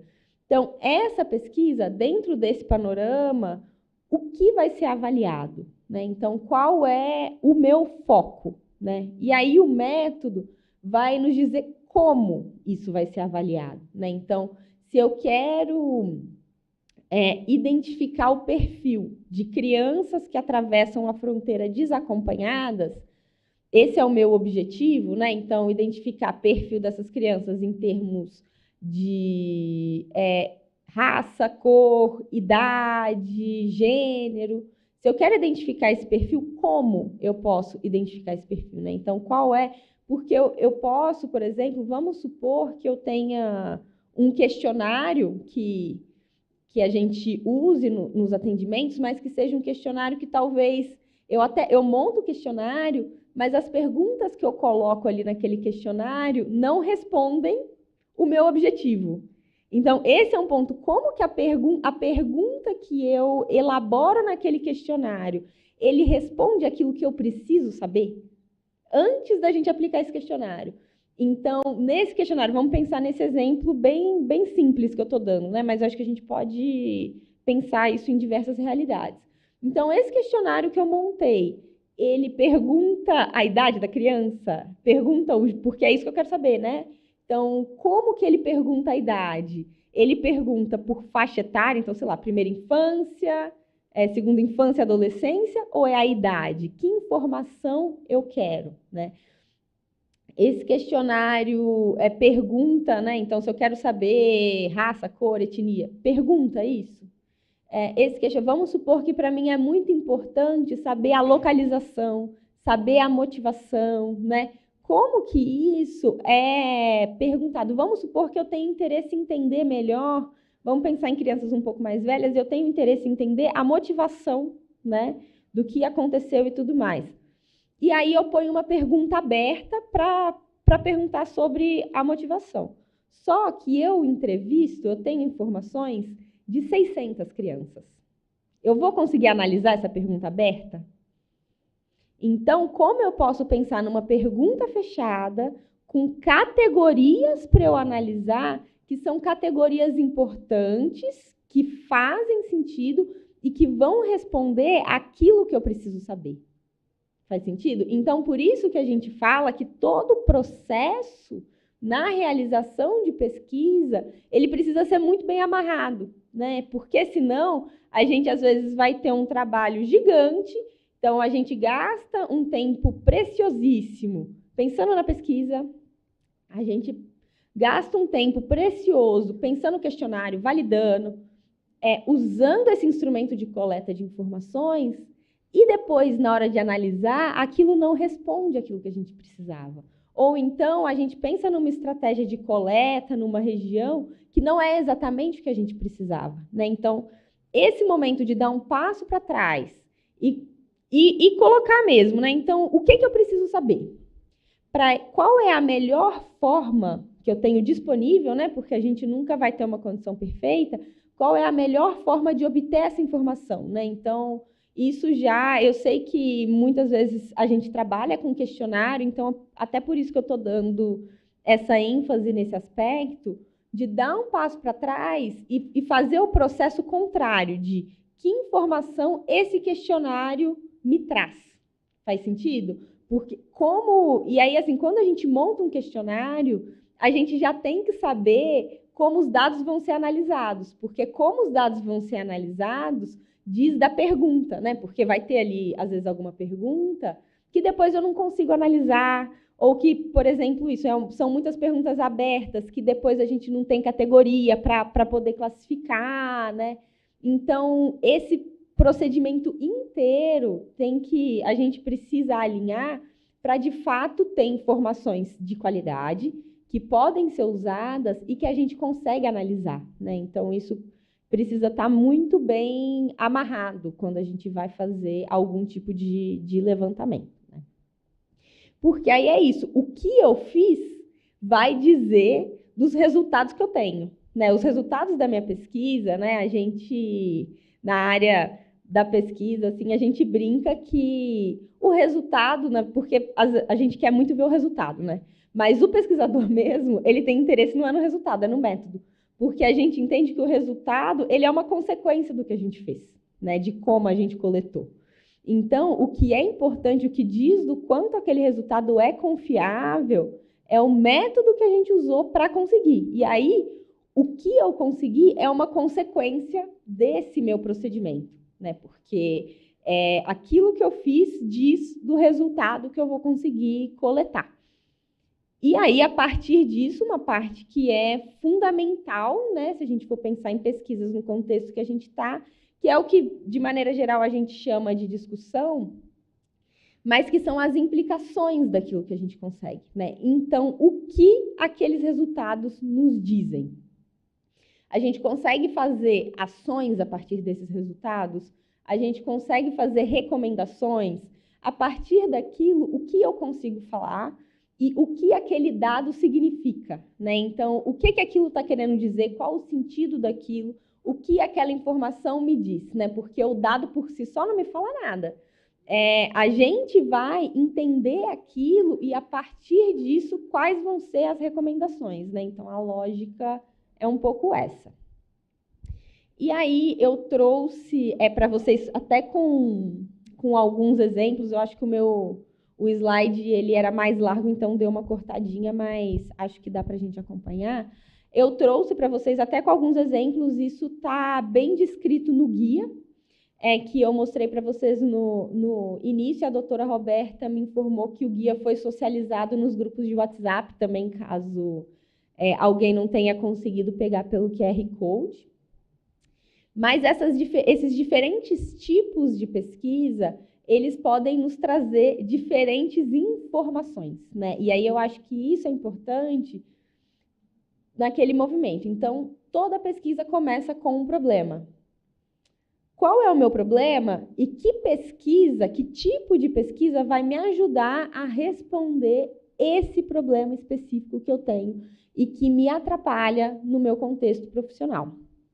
Então, a gente tem, né, aquelas pesquisas que a gente fala que são pesquisas descritivas, né, que o próprio nome ele já diz, que são pesquisas que traçam um panorama, que fazem um diagnóstico, que é como, eu brinco que a pesquisa descritiva é como se fosse uma foto. Então, se eu tiro uma foto de vocês, eu não consigo falar quem chegou primeiro, quem chegou depois, eu não consigo falar por que vocês estão aqui, né? Eu até consigo, talvez, fazer algumas hipóteses. Mas, se eu tiro uma foto, eu consigo ver a situação, o que em muitos momentos já contribui muito, né? Mas eu acho que é importante até saber dos limites de uma foto. Uma foto nunca vai ser um filme, né? Então, eu nunca vou saber, a partir de uma foto, a ordem dos eventos, o que causou o quê, mas eu consigo ter esse panorama geral, né? Então, eu descrevo uma determinada situação. Então, eu posso, por exemplo, identificar populações, identificar um perfil, onde essas pessoas estão, qual é o tempo de um determinado processo, por exemplo, é uma identificação, né? Então, eu consigo entender o que está acontecendo, né? Eu acho que uma pesquisa descritiva, normalmente, é o primeiro passo para organizar a casa, sabe? E, a partir dali, normalmente, a gente faz outras pesquisas em mais profundidade, né? Então, eu traço um panorama geral. E aí, normalmente, quando eu traço um panorama, por exemplo, a nível de Brasil, vão ter algumas localidades que eu falo, opa, ali tem alguma coisa que está fugindo do padrão. Vamos entender o que é isso, o que está acontecendo. Mas eu preciso desse momento diagnóstico inicial para pensar em possibilidades, né? Eu tenho uma pesquisa que a gente chama de pesquisa exploratória, que eu vou explorar, né, que são pesquisas geralmente qualitativas, que eu vou explorar os efeitos, por exemplo, eu quero entender qual é o efeito da DPU do ponto de vista do usuário. Então, quais as concepções que eles têm, quais as crenças, o que eles entendem dessas diferentes situações, né? Eu quero explorar a percepção dos atores do sistema de justiça, né? Então, eu quero explorar a partir de um determinado evento ali, como as pessoas envolvidas entendem aquela situação, né? Então, no caso de crimes raciais, né? Como as pessoas envolvidas em crimes raciais entendem isso, quais são os significados atribuídos, né? Então, uma pesquisa que eu vou explorar.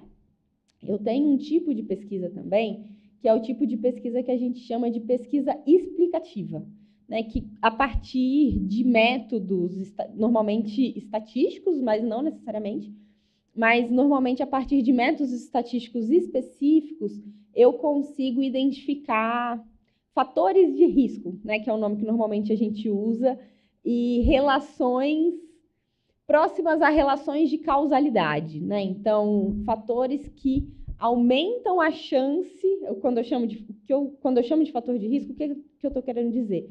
São fatores que aumentam a chance da ocorrência de um evento. E aí eu dou um exemplo simples para vocês. Então, uma pessoa negra tem uma probabilidade maior de ter a aplicação de uma pena privativa de liberdade, por exemplo? Uma pessoa pobre tem uma chance aumentada de ter a aplicação de uma pena privativa de liberdade?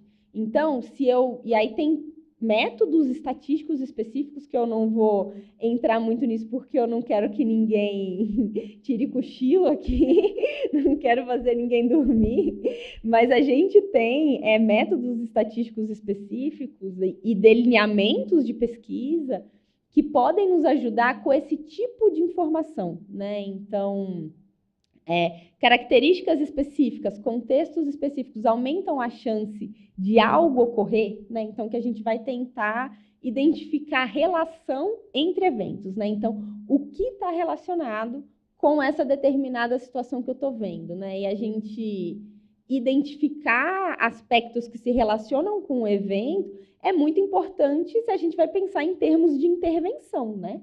Porque a gente não faz intervenção no problema, a gente faz intervenção no que mantém o problema, né? Se eu estou pensando em prevenção, se eu estou pensando em intervenção, eu preciso entender o que mantém o problema para a gente poder intervir de uma forma inteligente e apropriada, né? Então, esse tipo de pesquisa, ela é um tipo de pesquisa muito importante nesse sentido.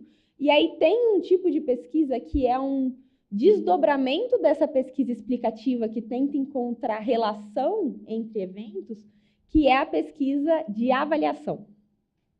A pesquisa de avaliação, ela tenta identificar essa relação entre eventos também, mas normalmente ela tenta avaliar uma política pública ou a ocorrência de algo, né? Então, eu quero avaliar, vamos pensar uma pesquisa que na área de política pública é clássica, né?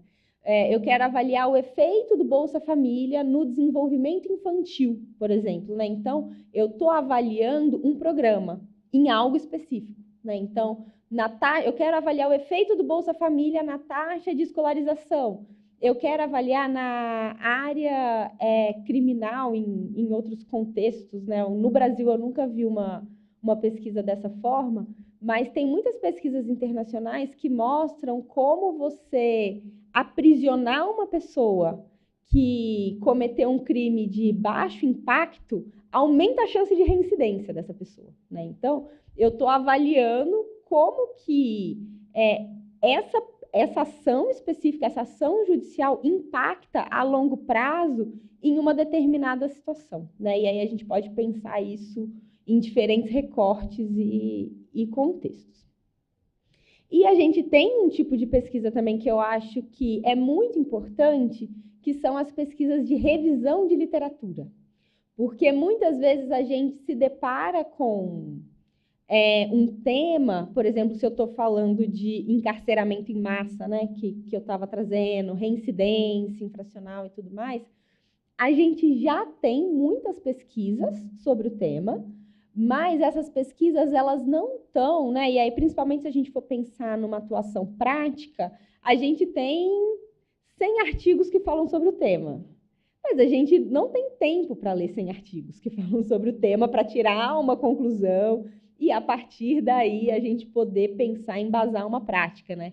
Então, a gente tem métodos específicos para poder fazer esse tipo de pesquisa que a gente chama de revisão de literatura. E aí a gente vai ter diferentes tipos de pesquisa de revisão de literatura, que a ideia é justamente a gente fazer uma pesquisa para saber o que hoje sabe-se sobre o assunto, né? Então, e aí tem algumas mais refinadas até, que elas vão além e elas fazem análises de vários artigos juntos para ver o que mais funciona, como isso funciona, qual o efeito disso, traçando um panorama. E eu entendo que esse tipo de pesquisa, ela trabalha com dados secundários, mas que pode ser muito interessante também no contexto da DPU, né? Que é você sistematizar e deixar de fácil acesso informações que talvez já existam, né?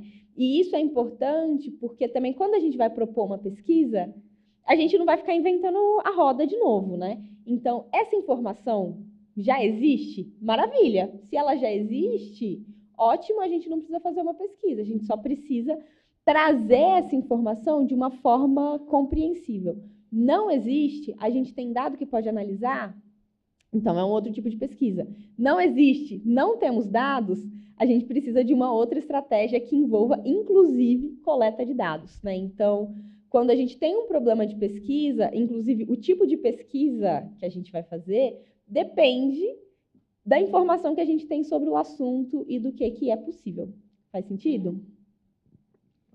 Fica à vontade. Eu só queria dar um exemplo, que eu até falei para você anteriormente.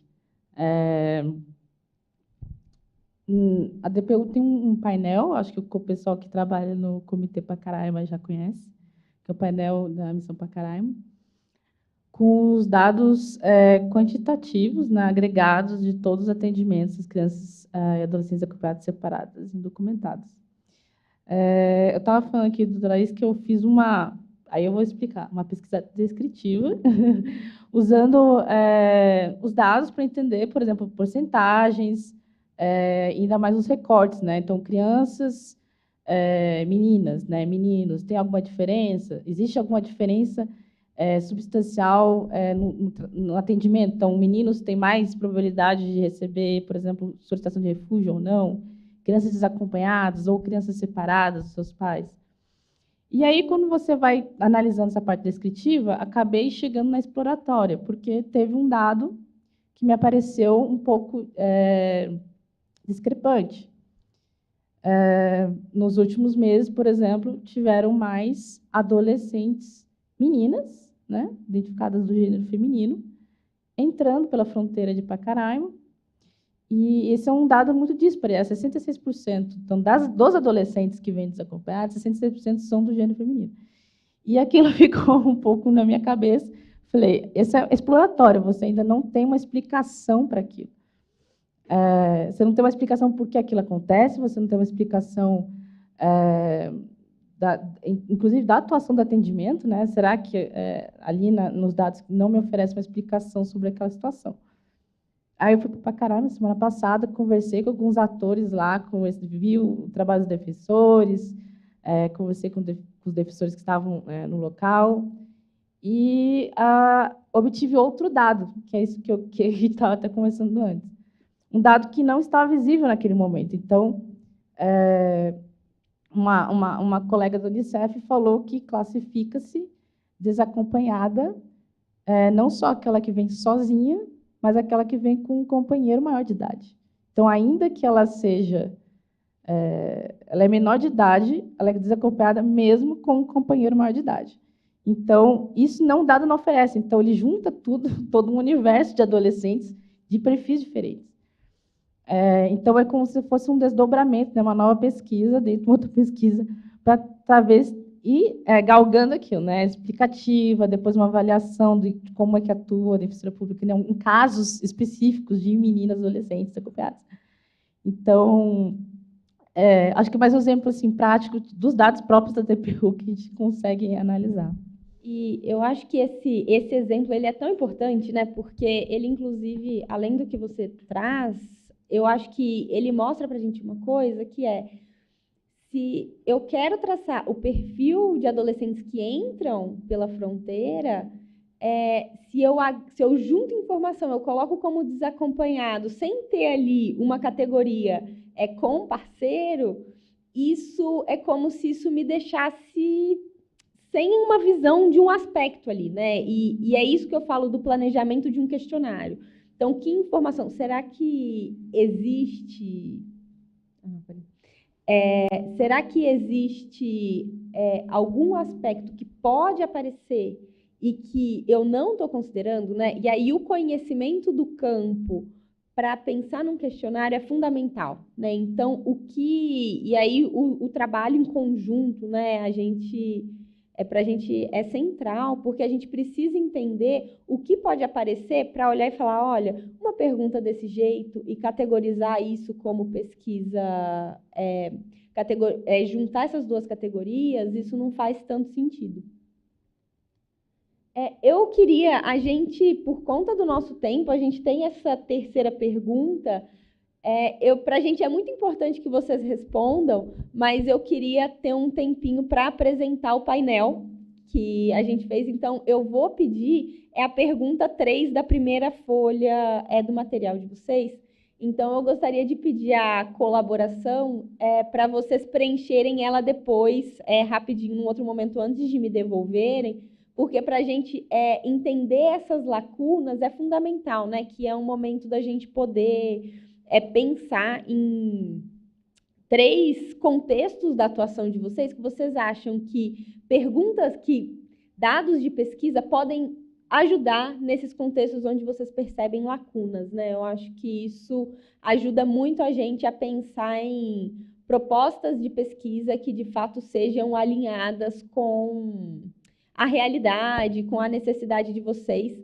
Mas eu vou deixar, no período da tarde a gente retoma, mas eu só queria ressaltar para vocês não deixarem de responder essa parte, porque para a gente vai ser muito importante, mas que eu vou pedir licença para continuar na apresentação, porque eu quero apresentar o painel para vocês e não quero atrasar aí interferir no almoço de ninguém. Então, gente, porque dando... Fica à vontade.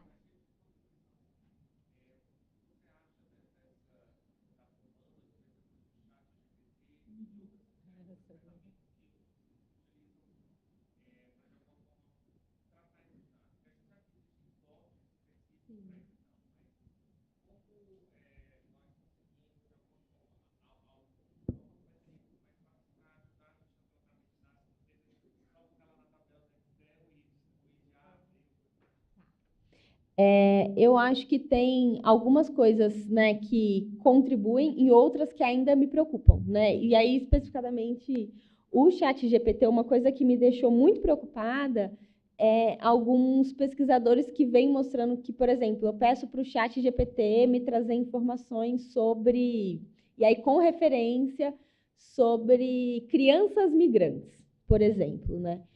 Tem algumas indicações que, às vezes, como é uma inteligência artificial, muitas vezes ele cria uma referência que não existe. Então, tem lá a referência de um artigo como se ele estivesse citando aquele artigo, mas a referência do artigo também foi gerada por inteligência artificial. Não é em todos os casos que isso acontece, mas como não foi uma ferramenta para pesquisa, né, que foi pensada exatamente para isso é um problema, né? Tem muitas pessoas que vêm tendo, né, na comunidade acadêmica uma grande discussão sobre isso. Acho que é tudo muito novo, né? Mas tem algumas pessoas que vêm mostrando que, por exemplo, para a organização de referência, para a organização de material, que é muito interessante, né?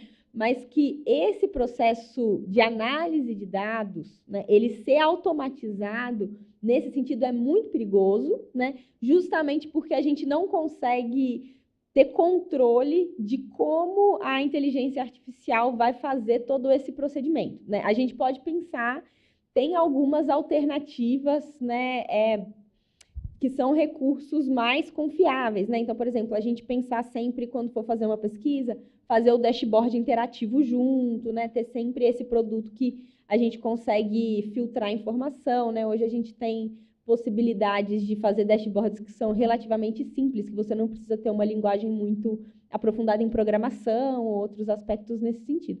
Então, a gente tem recursos tecnológicos que ajudam muito, mas, por exemplo, o ChatGPT, a gente, enquanto o que eu vejo da comunidade acadêmica e até meu posicionamento pessoal, é que eu entendo que ele ainda, nesse sentido, é um pouco perigoso, porque a gente não tem muito controle do tipo de informação que ele usa e como ele vai analisar esse dado. Faz sentido? Então, para coisas mais mecânicas, mais automáticas, então, fazer referência bibliográfica, né? Colocar na norma da ABNT. Ok, né? Isso é automático. Mas, agora, aspectos que demandam um processo de tomada, porque qual que é a questão? A ciência, ela não é técnica, né? Ela demanda, no fim, parece mecânico, mas não deve ser e não é, porque demanda uma série de tomadas de decisão que tem a ver com aquele contexto, né? Então, por exemplo, isso que a Juliana traz, né? como fazer a pergunta, perceba como que é um processo reflexivo, e a gente precisa fazer uma pesquisa, e aí no processo de análise de dados é exatamente a mesma coisa, né? Parece uma coisa muito mecânica você analisar um dado, né? Ah, é só uns algoritmos ali, pronto, acabou. Mas, na verdade, o processo de tomada de decisão para fazer análises estatísticas, ele também é um processo reflexivo, nesse sentido de que você pensa o que é importante olhar, né? Então, hoje, eu ainda não vejo como a gente não ter a possibilidade da gente fazer esse processo de tomada de decisão. Faz sentido? Bom, então, seguindo, pessoal, eu queria mostrar para vocês... Deixa eu ver o que está primeiro. Então, o que eu queria... Bom, na verdade, eu estou até pensando, considerando que já são 12h20 e esse painel ele é bem importante, eu quero sugerir, ele estava previsto para ele ser apresentado agora, mas eu acho que ele é um painel muito interessante que já traz alguns dados, já é um produto que a gente pode usar até para pesquisas futuras. Então, quero fazer a sugestão da gente encerrar aqui e dar atenção para o painel que ele merece na volta após o almoço. Tudo bem? Só uma pergunta, Laís. Esse material, você vai recolher agora ou depois? Eu queria pedir, porque a gente ainda vai usar esse material no período da tarde. Então, eu queria pedir para vocês guardarem o material com vocês, para a gente poder usar à tarde, e aí no final da oficina a gente recolhe. Tá certo? Então, bom almoço para todo mundo. A gente se vê mais tarde. Obrigada, gente. Muito obrigada. Laís. Já todos.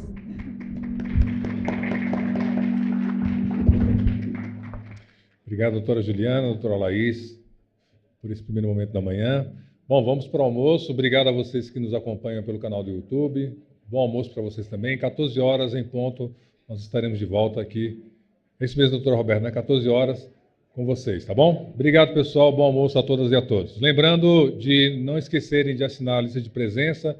Quem quiser almoçar aqui no prédio, aqui no mezanino, tem um restaurante do Sesc Senac, tá bom? Bom almoço.